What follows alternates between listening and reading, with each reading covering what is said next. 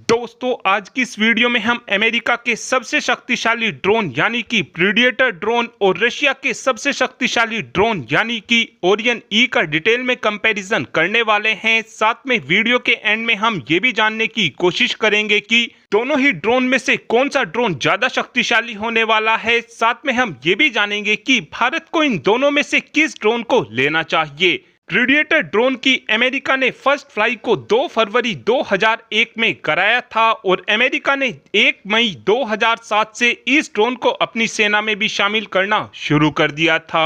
Russia ने अपने Orion ई drone की फर्स्ट फ्लाई को 2016 में किया था और रशिया ने इस ड्रोन को 2020 से अपनी सेनाओं में शामिल करना शुरू कर दिया था।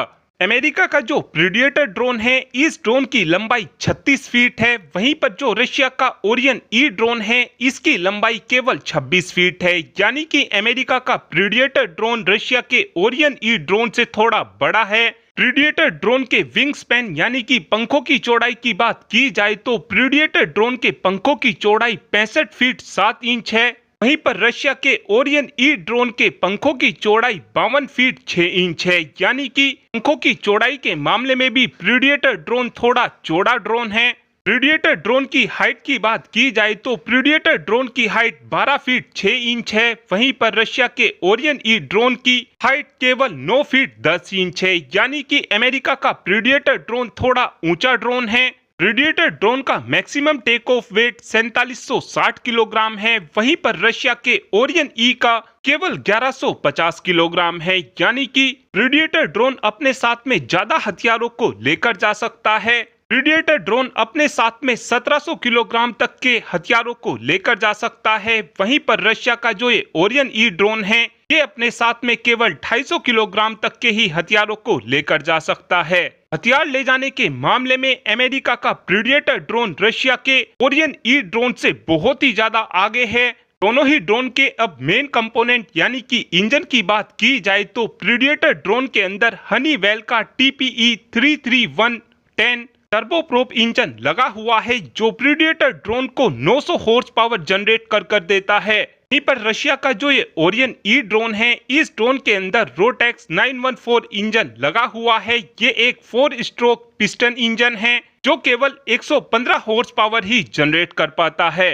यानी कि पावर के मामले में रशिया का ओरियन ई ड्रोन प्रीडेटर ड्रोन के सामने बिल्कुल भी नहीं ठहरता है। प्रीडेटर ड्रोन की मैक्सिमम स्पीड की बात की जाए तो प्रीडेटर ड्रोन की मैक्सिमम स्पीड 482 किलोमीटर प्रति घंटा है। वहीं पर रशिया के ओरियन ई ड्रोन की मैक्सिमम स्पीड केवल 200 किलोमीटर प्रति घंटा है।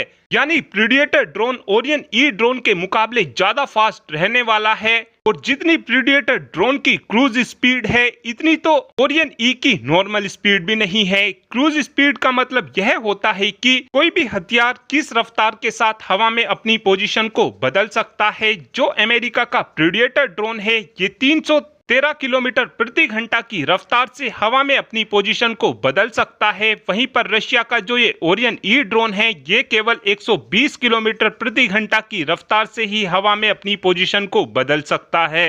यानी कि क्रूज स्पीड के मामले में भी प्रीडेटर ड्रोन अमेरिका के ओरियन ई ड्रोन को पीछे छोड़ देता है। रेंज की बात की जाए तो प्रीडेटर ड्रोन की रेंज 1900 किलोमीटर के आसपास होने वाली है। वहीं पर रशिया के ओरियन ई ड्रोन की रेंज केवल 1440 किलोमीटर ही होने वाली है। यानी प्रीडेटर ड्रोन 1900 किलोमीटर दूर जाकर हमला कर आ सकता है। वहीं पर ओरियन ई केवल 1440 किलोमीटर दूर ही जाकर हमला कर सकता है। प्रीडेटर ड्रोन के एंड्योरेंस टाइम यानी कि इस ड्रोन की उड़ान भरने की क्षमता की बात की जाए तो प्रीडेटर ड्रोन 27 घंटों तक उड़ान भर सकता है। वहीं पर ओरियन ई केवल 24 घंटों तक ही हवा में उड़ान भर सकता है और 24 घंटों तक भी ओरियन ई केवल जब ही उड़ान भर सकता है जब इस ड्रोन के अंदर केवल 60 किलोग्राम के हथियार लगे हों। और जैसे जैसे ओरियन ई के अंदर हथियारों की मात्रा को बढ़ाया जाएगा ऐसे ऐसे ही ओरियन ई ड्रोन का एंड्योरेंस टाइम घटता चले जाएगा।